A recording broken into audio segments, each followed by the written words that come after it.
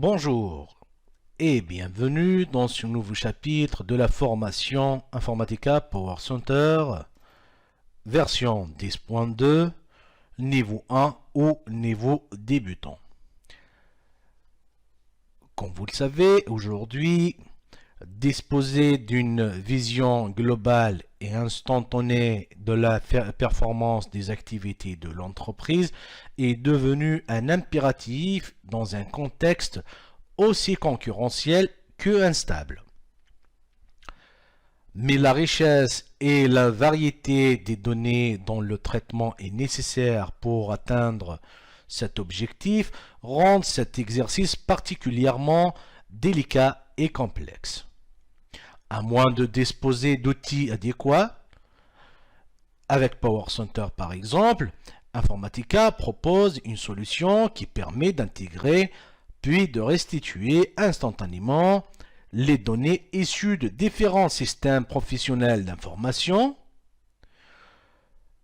Les participants à cette formation donc pourront apprendre ainsi à mettre en œuvre l'ETL Informatica Power Center pour obtenir une vision unifiée des données de leur entreprise pour pouvoir travailler sur la restitution et les mettre à disposition aux décideurs.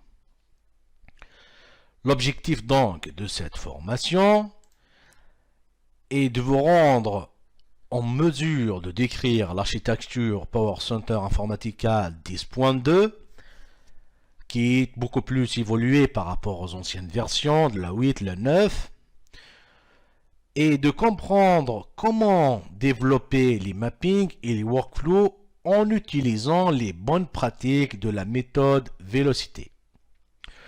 Aussi, vous permettra d'apprendre à utiliser les principales transformations et tâches de workflow, de comprendre aussi comment exécuter et monitorer les workflows, de savoir interpréter les messages d'erreur, des logs d'exécution, et comprendre comment utiliser le debugger. Dans la formation d'Informatica, nous avons un cursus complet. Nous allons donc commencer par la formation du niveau débutant. Nous allons faire une autre formation qui sera du niveau avancé. Une troisième formation qui est du niveau perfectionnement. Donc, je récapitule sur les trois parties. La toute première, c'est pour la découverte de tous les objets d'Informatica Power Center, le fonctionnement, mais aussi nous ferons deux projets de la pratique à la fin de la formation pour que vous puissiez exercer pleinement les ETL. Dans la partie du niveau avancé, nous allons consacrer cette formation aux exercices pratiques pleinement aussi sur la plupart ou bien la totalité des composants. Le niveau de perfectionnement, nous allons le consacrer pour l'étude des rejets, des données de référence, de l'historisation, pour vraiment maîtriser Informatica correctement au niveau plus avancé. Pour finir, nous allons organiser aussi une formation sur de l'administration d'Informatica qui est aussi très importante.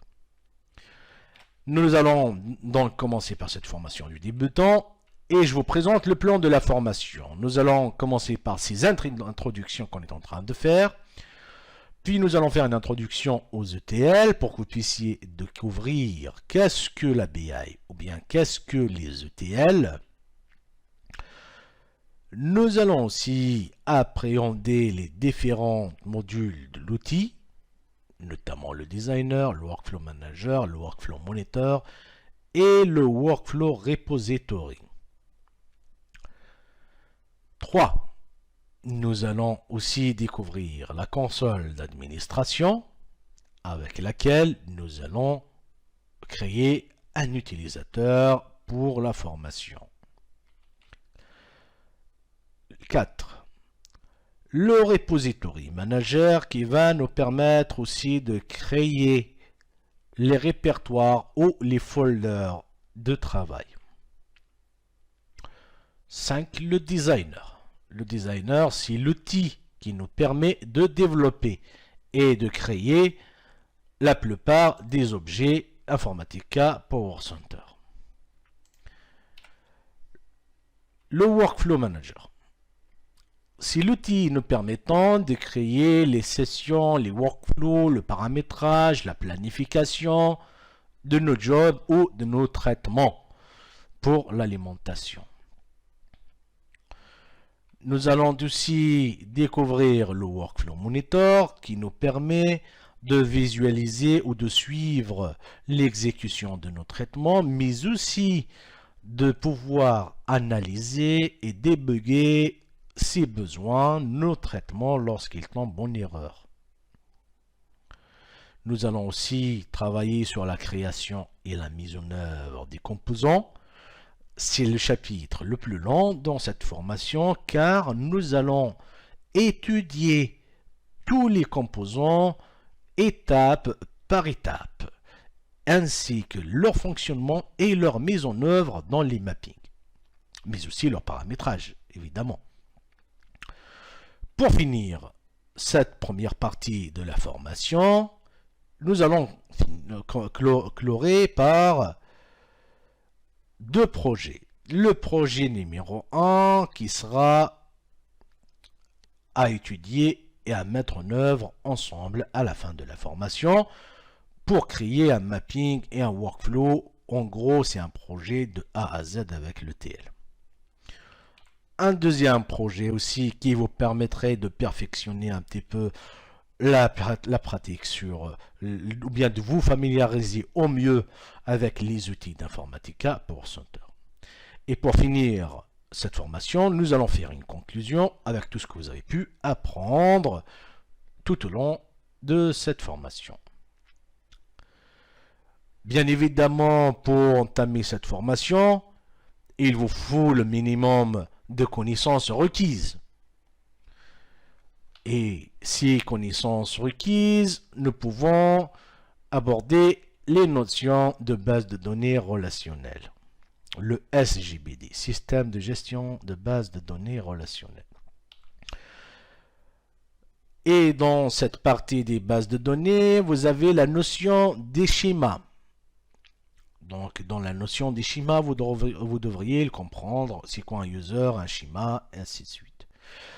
Mais aussi, vous devez comprendre ou bien maîtriser la programmation, c'est pas la programmation, le langage SQL pour pouvoir faire des requêtes, création, suppression des tables, alimentation, ainsi de suite. Aussi, vous devez posséder une maîtrise de l'environnement Windows et des connaissances générales des bases de données. Il y a aussi des notions élémentaires de programmation que vous devez connaître au préalable.